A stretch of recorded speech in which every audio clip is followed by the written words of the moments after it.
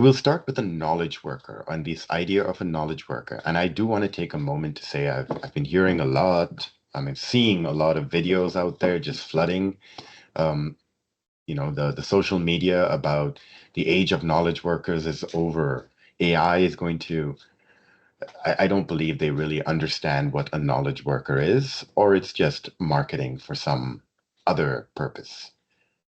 So a knowledge worker, the fundamental definition of a knowledge worker is a person that is very specialized or knows their work so well that they may even know it and often do better than the person that hired them or the person that they're reporting the results of their work to or whatever it may be. They're experts, right, to a certain extent. And now we have different kinds of knowledge workers. You can be very specialized in one thing or many things. And this is the age we are in.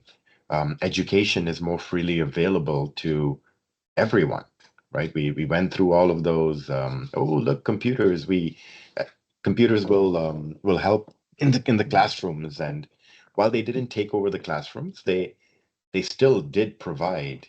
And I know I use this a lot. The ability to just go online and find these resources where I can take a course on a very specific subject and even take a test to pass it. We all have this, and we're all knowledge workers because of that, and it's more prominent. But if we drill into an individual, right, a person, a human, we can apply being a knowledge worker to the many personas we have.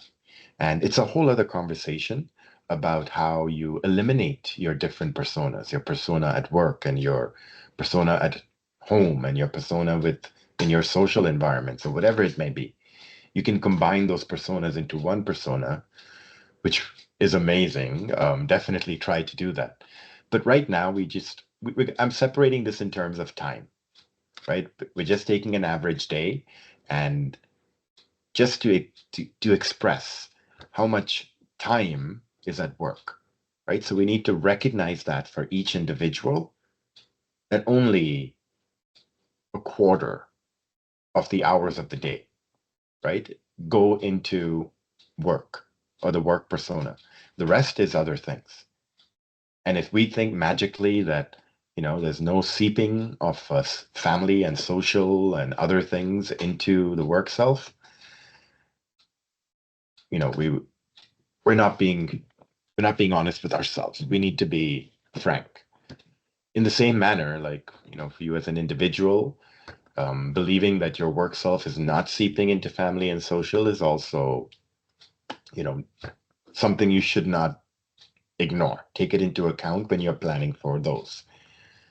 This is again why it becomes something you should strive towards is combining these personas into one. I'm not saying that you can work all the time, keep those time boxes separate, but in terms of personality.